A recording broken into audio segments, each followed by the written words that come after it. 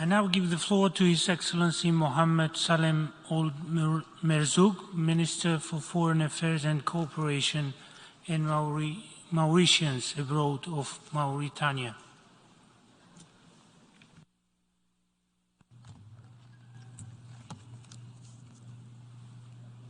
Bismillahirrahmanirrahim. In the name of God, the merciful, the compassionate, may the blessings of Allah accompany the Prophet Muhammad. Mr. President, Secretary General Antonio Guterres, ladies and gentlemen, it is a great pleasure for me to give this statement on behalf of His Excellency the President of the Republic, Mr. Mohammed Ould Ghazouani. I also wish to share with this august assembly his most sincere appreciations and his every wish for success. It is also a great pleasure for me to congratulate Mr. Khoroshi on his election to preside over the 77th session of the UN General Assembly, and we wish him every success in carrying out his mission leading this session, whose topic is transformative solutions to interlocking challenges.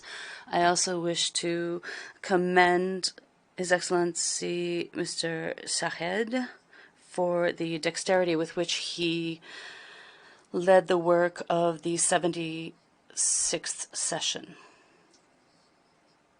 We also wish to express our thanks and respect to Mr.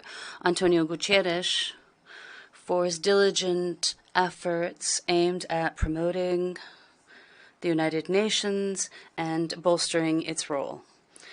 Mr. President, ladies and gentlemen, this meeting is being held in very difficult and complex international conditions. This includes the war in Ukraine and COVID-19, as well as terrorist threats of various natures, natural disasters, which are brought upon by climate change. Indeed, these crises confronted by the world today and the economic and social and humanitarian repercussions of these crises are unprecedented. This, therefore, represents a challenge to all sectors of life and to international food insecurity in particular. Therefore, it is very natural that in these difficult conditions weigh more heavily on developing countries due to their vulnerability and their lack of resilience. The war in Ukraine has occurred at a time when the world is still emerging from the repercussions of the COVID-19 pandemic. This war has led to gaps in the supply chains for both fuel and food, and the prices of both of these goods are increasing.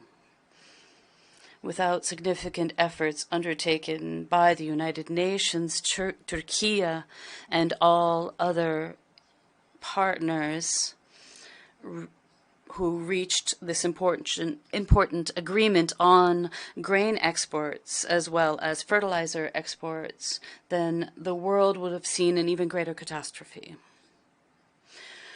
We are of the view that the measures undertaken in this area by the international community remain very minimal. And we call today for ramped-up efforts to find solutions that would guarantee peace, security, and dignity to all the peoples of the world.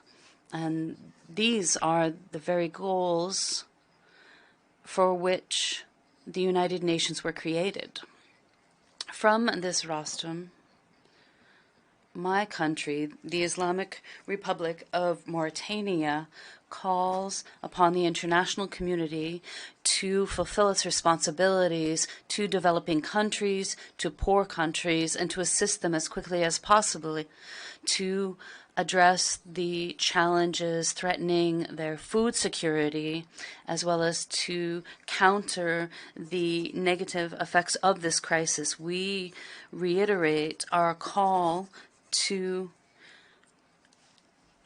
eliminate foreign debt for the countries of the African continent. Sir, these gaps are being seen, many gaps are growing throughout the world. We are seeing a fourth industrial revolution. We are seeing AI developing, while other parts of the world are dealing with poverty, are dealing with ignorance. This requires us to think in a collective manner, in solidarity, to find the appropriate solutions to respond to these challenges and to maintain the dignity of humans everywhere. Therefore, it is crucial, while reflecting on this paradox, here at the United Nations, under this topic of solidarity and science, this is an opportunity to examine and evaluate the success of the plans and the projects that we have adopted to overcome these challenges. Allow me here to present the efforts made by my country to establish the rule of law, good governance, social unity, and rehabilitation. My country, Mauritania, has made significant progress in reestablishing the values of justice, equity, democracy, individual and collective freedoms, the freedom of the press, and the adoption of dialogue and consultations to manage the government's affairs with participation by civil society in its development strategies. The separation of powers, impartiality in the justice system, accountability for the parliament, all of these elements aim at guaranteeing greater transparency in the management of the state's affairs.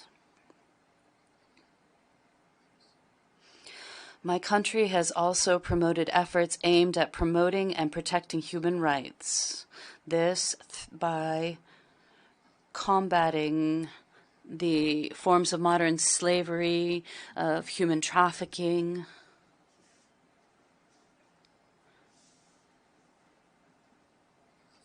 and illicit migration. When speaking of social cohesion, my government, under the leadership of the President, have established significant programs that will bolster national cohesion and that will support and assist the poorer groups in society. The goals here include creating schools, healthcare centers, providing drinkable water. This has helped 15% of the Mauritanian population. My country has also provided the necessary assistance to 85,000 refugees from our brother country Mali under the Ambara Agreement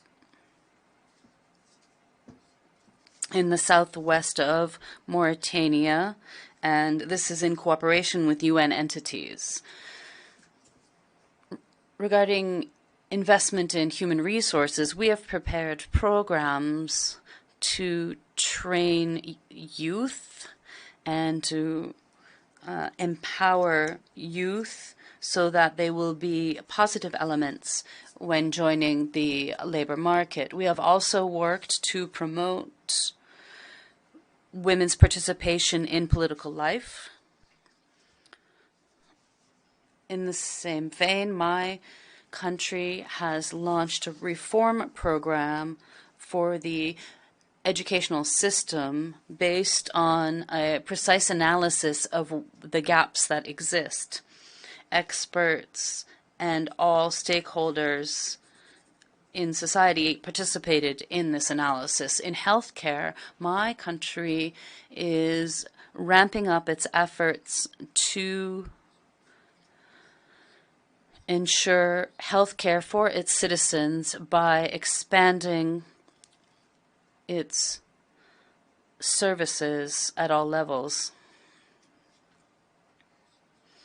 While significant efforts have been carried out to promote the national economy, to diverse it, and to make it stronger, more resilient, more resistant to various international shocks, my country, Mauritania, has always taken care to establish an interlocking approach to combating terrorism in all its forms, violent extremism, and in taking into account such areas as the economy, social issues, and security sector. We're working with regional and international partners to increase negotiations and coordination in implementing these plans, all while respecting human rights.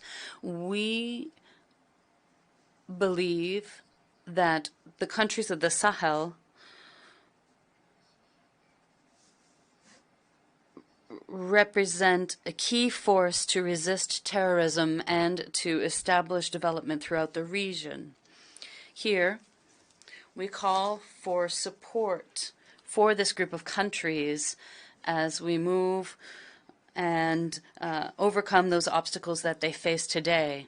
Sir, we are committed to the environment and to sustainable development through clean and renewable energy. 40% of the energy consumed in Mauritania will be focused on renewable energy. We are working to increase this percentage of clean energy in our country.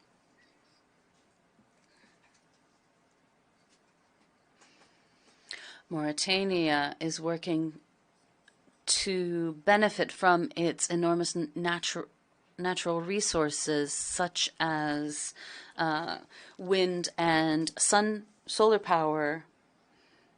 Thus, we will support local industries and provide for the economic and social development of the country. Mr. President, we have also achieved significant results under our efforts to address desertification through agricultural reforms in those areas that have been affected by droughts. We're working to improve our use of water resources and to protect biological diversity. Here, we are very hopeful about the COP27, which is to be held in Egypt from the 6th to the 18th of November, and we hope that all states will respect their commitments there. My country, Mauritania, would like to reiterate its unwavering position as a defender of all just causes, and this is why here I wish to state the following. The right of the Palestinian people to sovereignty and dignity as an independent state with Al-Quds al-Sharif as its capital in accordance with the peace initiatives and relevant resolutions. We wish to reiterate our condemnation of the continued violations of by Israel of the rights of Palestinians and all other Arab-occupied territories.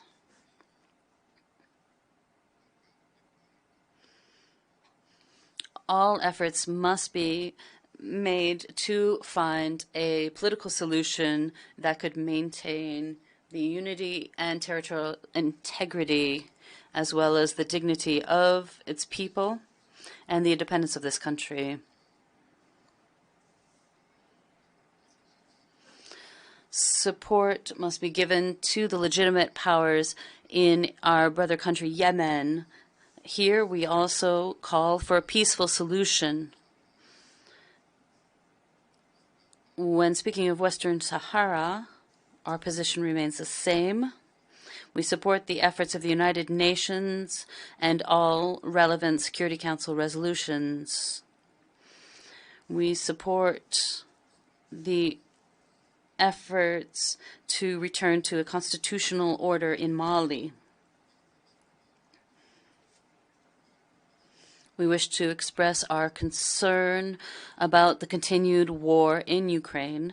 We call on the parties involved to negotiate so as to end this war and to prevent additional catastrophes throughout the world. I thank you kindly. I thank the Minister for Foreign Affairs and Cooperation and Mauritanians abroad of Mauritania.